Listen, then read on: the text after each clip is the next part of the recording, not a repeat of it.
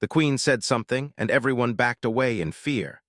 Only I remained. The chamber of the galactic conclave was built to make even the strongest beings feel small. It was wider than any city on Earth and taller than mountains that no longer existed. Light flowed from the walls themselves, shifting colors based on the emotions detected inside. Normally, the hall glowed with calm blues and diplomatic greens. Today, it was dark. Delegates from hundreds of species filled their assigned platforms. Some floated in liquid spheres, others stood on jointed limbs, and a few existed only as shimmering shapes held together by technology. This place had seen wars prevented and wars declared with nothing more than words. But now every being present felt the same thing crawling up their nervous systems. Fear. At the center platform, the hive queen of the Karax Dominion waited. She did not move. She did not need to. Her body was massive, layered in dark organic armor that pulsed slowly like a living fortress. Tendrils extended from her form into the floor, connecting her directly to the station's systems. Her eyes, too many to count, were half closed, as if she were bored. Everyone knew why she was here. Entire civilizations had vanished after hearing her voice. Not because she ordered fleets or released weapons, but because her species evolved dominance as a biological law. When the queen spoke, lesser minds obeyed, not by choice, by design. The conclave had debated for cycles whether to allow her presence. In the end, fear won. They invited her because refusing her had always ended worse. Far from the center, on a platform so small it was almost insulting, stood the human envoy. One man, no guards, no weapons. No armor. He wore a simple dark uniform, hands resting calmly at his sides. His face showed no fear, no pride, no challenge. He simply watched. Many delegates had questioned why humanity even bothered to attend. Humans were new, loud, emotionally unstable. They had no psychic presence worth noting, no natural weapons, no unified biological advantage. They were adaptable, yes, but adaptability meant nothing against inevitability, or so the galaxy believed. The queen opened her eyes. The lights dimmed further, responding to a sudden spike in hostile emotional output. Several delegates flinched instantly. Some activated shields. Others collapsed where they stood, overwhelmed before a sound was even made. The queen spoke. It was not loud, it was not dramatic. It was one word spoken in a frequency that bypassed ears and went straight into the mind. A command older than written language. Kneel. The effect was immediate. Species bred for war dropped to the ground. Artificial minds stuttered as their logic cores tried to reconcile the impossible urge to submit. Telepathic races screamed silently as their mental defenses shattered like glass. Platforms emptied as delegates fled, abandoning centuries of protocol in blind panic. Only one platform remained occupied. The human envoy did not move. The queen's eyes opened fully now. That had never happened before. She spoke again, layering the command with additional force, flooding the chamber with psychic pressure. The station's sensors overloaded. Several beings lost consciousness. Others died where they stood, brains unable to process the demand. Still, the human remained standing. His heart rate increased slightly. His breathing changed, but his feet did not shift, his knees did not bend. The queen leaned forward for the first time in centuries. She focused on him. The pressure increased again, concentrated, refined. This was no longer a broadcast command. This was personal. The human felt it like a weight pressing down on his thoughts, a cold hand trying to push him into the ground. Memories surfaced uninvited, fear, failure, loss. His body reacted, muscles tightening, instincts screaming at him to escape. But he stayed, not because he was fearless. Because he recognized the feeling. Humans had names for it: panic, anxiety, terror. Humanity had never evolved away from fear. Instead, it learned to live with it, to function while afraid, to move forward while every instinct said stop. The queen paused. Confusion rippled through her neural network. Her species had cataloged millions of sentient forms. There were patterns. There were rules. Dominance always worked. Resistance meant immunity, and immunity had only ever existed in non-sentient constructs. This one was clearly alive. She spoke again, this time using actual sound. Explain. The word echoed through the chamber, translated instantly into thousands of languages. Survivors trembled as they listened. No one answered, no one except the human. He raised his head slightly, meeting her gaze. His voice was steady, though not loud. I am standing because I choose to. A wave of stunned silence followed. Choice. The queen tasted the word, analyzed it, found no meaning that fit her understanding of biology. Choice was an illusion created by lesser minds to cope with hierarchy. "You are afraid," she stated. "Yes," the human replied. That answer surprised many who were still conscious. Admitting fear to the queen was unheard of. "And yet you do not obey." The human took a slow breath. "Fear does not decide for us." The queen's tendrils tightened against the floor. Her irritation was not emotional, it was logical. Systems that failed logic were threats. "You resist dominance," she said. "That makes your species unstable." "Maybe," the human said. "But it also makes us hard to break." Around them, surviving delegates watched in disbelief. The human should have been dead, or kneeling, or screaming. Instead, he was having a conversation. The queen considered destroying him. A simple neural spike would end this anomaly. But something stayed her impulse: curiosity. She had ruled for longer than most stars lasted. Nothing truly new existed anymore, until now. "Your species," she said, "will submit or be removed." The human did not answer right away. He looked around the chamber at the empty platforms, the fallen bodies, the terrified observers hiding behind shields that would not protect them. Then he spoke. "Humanity learned a long time ago," he said, "that the universe does not care about us. No voice commands survival. No queen decides our future." He met her gaze again. "We stand because if we don't, we disappear." For the first time in her existence, the Hive Queen hesitated, not in fear, but in uncertainty. And uncertainty, in a being built on absolute dominance, was something close to weakness. The lights in the chamber shifted, trembling between dark red and unstable white. The galaxy held its breath. And the human remained standing. The silence inside the chamber lasted longer than anyone expected. The Hive Queen did not speak. The conclave did not move.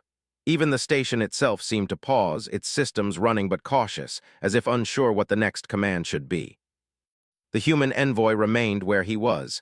He could feel the weight of the moment pressing on him, heavier than the Queen's earlier command. This was different. This was not fear forcing him down. This was responsibility pulling him upright. He knew that whatever happened next would not end with him alone. It would reach back to Earth, to every human colony, to every ship flying a Terran flag. The Queen finally shifted again. Her massive body rose slightly, and the tendrils that bound her to the floor loosened. That alone sent another wave of shock through the remaining delegates. They had never seen her disengage willingly. "You speak as if survival is earned," she said. "For us, it is," the human replied. The Queen studied him more closely now. Not with psychic force, but with attention. She observed his posture, the way his muscles stayed tense even while he stood still, the small signs of stress he did not try to hide. This was not a being immune to fear. This was a being that carried fear and acted anyway. "You claim choice," she said, "yet your body reacts, your biology obeys." "Yes," the human said, "but it doesn't decide." That answer stayed with her longer than she liked. Across the chamber, several delegates cautiously rose from where they had fallen. They did not speak. They only watched. Something impossible was happening, and none of them wanted to interrupt it. The Queen expanded her perception outward, reaching past the human, past the chamber, past the station. She searched for the usual signs of hidden weapons, fleets waiting to strike, traps laid by clever species. She found none. Human space was quiet, alert but not aggressive. Their ships did not posture. Their weapons remained powered down. That disturbed her more than open hostility ever had. "You did not prepare to fight," she said. "No," the human replied. "We prepared to listen." The Queen considered that. Listening was what lesser beings did before obedience. But this human did not behave like prey. "Then listen," she said. The psychic pressure returned, but it was different now. Not a command, a flood of memory. The human staggered just for a moment as visions filled his mind. Worlds stripped bare, stars dimmed by consumption. Species reduced to biological components, their identities absorbed into the hive. This was the Queen's history, shared without mercy or filter. She expected collapse. Instead, the human steadied himself. He felt the grief in those memories. Not for the Queen's victims, but for the Queen herself. For a being that had never known anything except domination and expansion. A creature that had never been allowed to stop. When the flood ended, the Queen waited. "You show me this," the human said slowly, "because you want me to understand why you do what you do."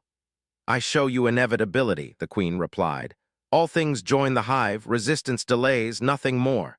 The human nodded. That's where we're different. How? She demanded. We don't believe anything is inevitable, he said. We believe everything can be changed, even ourselves. The Queen's neural network rippled again, this time with something dangerously close to conflict. Her entire existence was built on certainty. To suggest change was to suggest failure. You cannot change nature, she said. The human allowed himself a small, tired smile. We do it all the time. He spoke of Earth then, of a world that tried to kill its inhabitants with storms, disease, predators, and scarcity. He spoke of humans learning to survive deserts, ice, oceans, and space itself. He did not speak with pride, he spoke with honesty. We are not the strongest, he said. We are not the smartest, we just refuse to stop trying. The Queen listened. That more than anything else shook the conclave. The Queen did not listen to lesser beings. She examined humanity more deeply now, opening ancient archives, pulling data from galactic records she had previously ignored. She saw wars, yes, but also rebuilding. She saw cruelty and resistance to it. She saw humans fail again and again only to stand back up. This pattern did not fit dominance hierarchies, it fit persistence. You are inefficient, she said. Yes, the human agreed. You suffer unnecessarily. Yes. You resist even when resistance harms you. Yes, the Queen paused. Why? The human answered without hesitation. Because stopping means we're done and we're not ready to be done. Something shifted then, not in the chamber but inside the Queen. For the first time since her species first learned to dominate lesser life, she imagined an existence without expansion. The thought was uncomfortable, unstable, dangerous, but it existed. You are an anomaly, she said. The human did not argue. I could erase you, she continued, now before your species spreads this instability. Yes, the human said, you could. The Queen waited for pleading, none came. You accept this outcome? The human met her gaze again. No. But I accept that standing is still the right thing to do. That answer echoed through the chamber like a shockwave. The Queen realized then that killing him would not restore order. It would only prove his point. Humanity would not kneel. If erased, they would become a warning. Symbols were powerful. The Queen withdrew her psychic presence completely. The pressure vanished. Delegates collapsed in relief. Some wept. Others stared in silence. The Queen straightened fully, towering over the chamber. Humanity, she said, her voice carrying without force, will not be absorbed. Gasps spread through the conclave. They will be observed. The human exhaled slowly, tension leaving his body for the first time. They will be allowed to continue, she said, unbound. The word carried weight. It was not a compliment. It was a classification, one that had never been used before. The Queen turned away from the human, her tendrils releasing their grip entirely. Her platform began to retract, preparing to disconnect from the station. Before she departed, she spoke once more. Do not command my kind, she said, not as a threat, but as a warning, and we will not command yours. The human inclined his head slightly. That's all we ever wanted. The Queen vanished in a ripple of organic machinery and controlled distortion. The chamber remained silent long after she was gone. Eventually, systems restarted. Lights brightened. Medical drones moved to aid the fallen. The conclave slowly returned to motion. The human envoy stood alone on his small platform. No one approached him at first. Then one by one, delegates turned toward him, not in fear, not in dominance, in recognition. Humanity had not conquered the galaxy. They had done something far more dangerous. They had refused to kneel, and the universe would never see them the same way again. The chamber did not return to normal after the Hive Queen left. It only pretended to. The lights stayed brighter than before, as if trying too hard to prove that nothing had changed. The conclave delegates moved carefully, watching one another, aware that the balance they trusted for centuries had shifted in a single moment. The human envoy finally stepped down from his platform.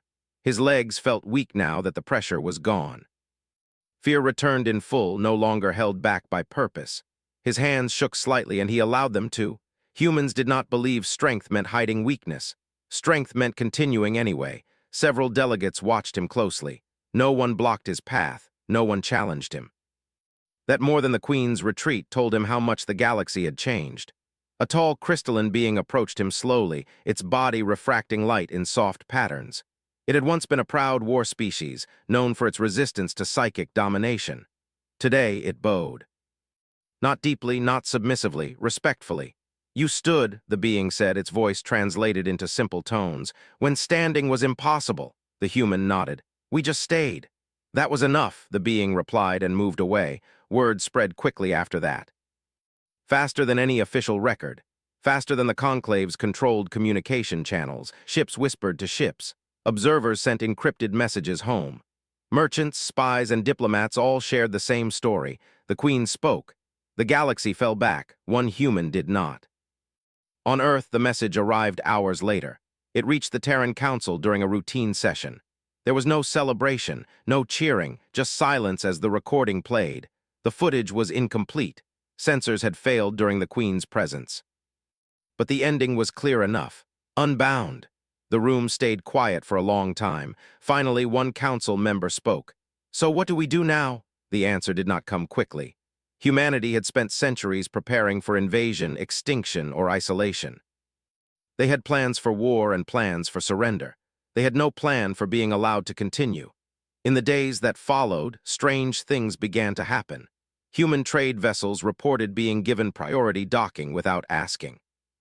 Patrol ships from other species adjusted their routes to avoid human space, not out of fear but caution.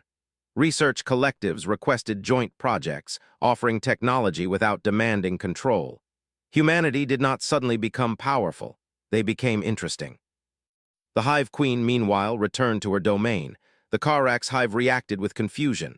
Drones expected expansion orders. Queens within her hierarchy expected conquest or absorption commands. None came. The Central Queen withdrew into deep processing, something she had not done since her earliest evolution. She replayed the moment again and again. The human standing, the lack of submission, the absence of hatred. Her species had never faced defiance without violence. The human had not defied her. He had refused to obey. That difference mattered. The Queen began to experiment, not on others, on herself. She reduced her dominance field slightly, not enough to cause rebellion, just enough to observe. Drones hesitated longer before responding. Decision trees grew more complex, inefficient, and yet something new emerged: adaptation. Back at the conclave, emergency sessions were called. The ancient rules were reviewed, then questioned. If dominance was not absolute, then hierarchy was not destiny. That terrified many species. Others felt hope for the first time in generations. Humanity found itself invited into discussions it had never been allowed near, not as rulers, not as saviors, as proof that inevitability could be challenged. The human envoy returned home quietly. No parades awaited him. He asked for none. He resumed his life, carrying memories he did not share easily. Sometimes he dreamed of the Queen's mind, of endless certainty, of a universe without choice. He woke grateful for fear. Years passed. Human children grew up hearing the story simplified and softened, not about bravery, about stubbornness, about standing even when knees shake. Human ships continued to explore, carefully, respectfully. They avoided provoking the Hive. They avoided commanding others. They did something the galaxy found unsettling. They asked questions, and they listened. The Hive Queen observed humanity from afar. She did not attack. She did not advance. She watched. When one of her border systems collapsed due to internal resource strain, she did not absorb a neighboring species as she normally would have. Instead, she reduced consumption, slowed growth. The Hive suffered, but it survived. Change hurt, but extinction hurt more. One cycle, a human research vessel encountered a damaged Hive outpost. Protocol demanded retreat. Instead, the humans sent a message. "Do you need help?" The Hive did not respond for a long time. Then quietly it accepted. The galaxy held its breath again. The meeting was tense. Silent, careful, no dominance commands were issued. No kneeling occurred. When the exchange ended peacefully, something irreversible happened. The idea spread. Not every species could resist the Queen. Not every mind could choose fear and still stand. But humanity had shown it was possible, and possibility was dangerous. The Queen understood that now. She recorded a final directive into the deepest Hive archives, not an order, a warning.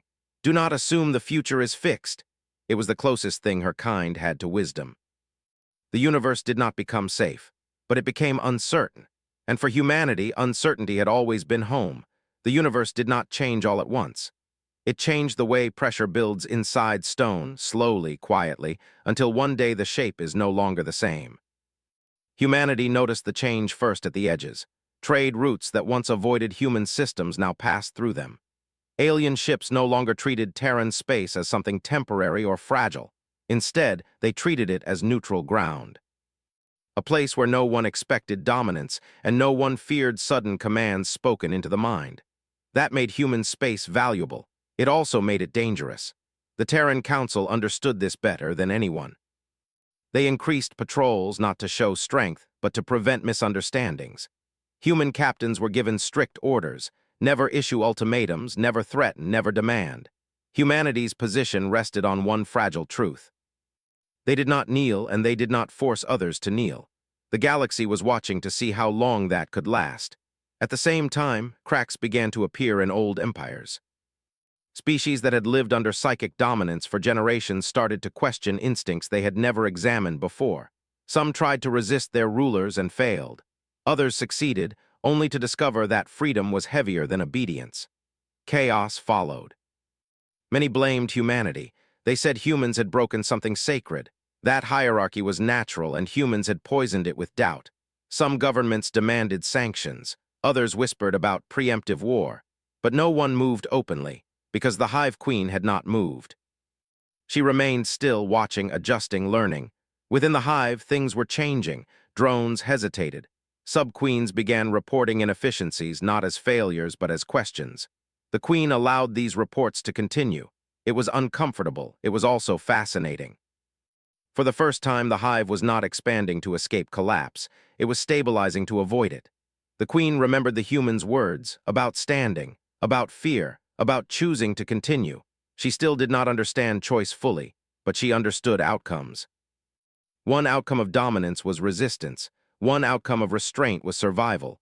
The Queen did not announce this realization. She did not share it as doctrine. She simply acted on it, and the galaxy noticed. A border species once marked for absorption was spared. A Hive fleet changed course instead of advancing. For the first time in recorded history, the Hive retreated from a potential conquest without suffering a loss. Fear spread faster than relief. If the Hive could change, then everything could change. That terrified the old powers. A coalition formed in secret, not against the Hive but against uncertainty. They believed that humanity was the source of instability, a cultural infection spreading through the galaxy. Their plan was simple: force humanity to choose. An incident occurred near a remote human colony. A civilian transport was intercepted by coalition forces under the excuse of inspection. Shots were fired. The ship was damaged. Lives were lost. The coalition waited for humanity's response. This was the moment they had predicted. Either humans would submit, proving they were no different than others, or they would retaliate, proving they were a threat.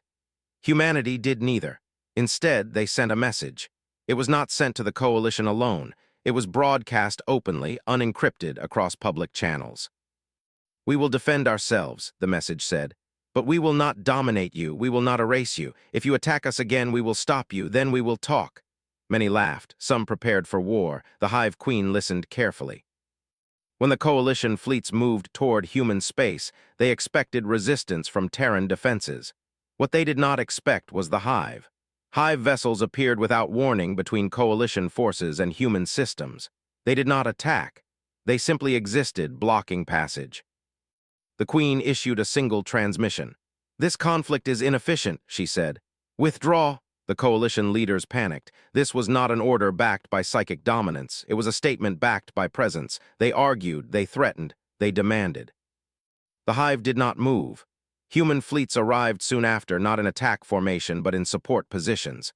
They did not target coalition ships. They targeted nothing. They waited. The standoff lasted days. In the end, the coalition withdrew, not because they were defeated, but because they could not justify continuing. The galaxy watched something unprecedented happen. Power restrained itself. Afterward, debates erupted everywhere. Scholars argued whether humanity had created a new form of influence. One not based on fear, strength, or psychic command. They called it moral gravity. Humanity pulled others not by force but by example. The human envoy from the conclave was asked to speak again years later.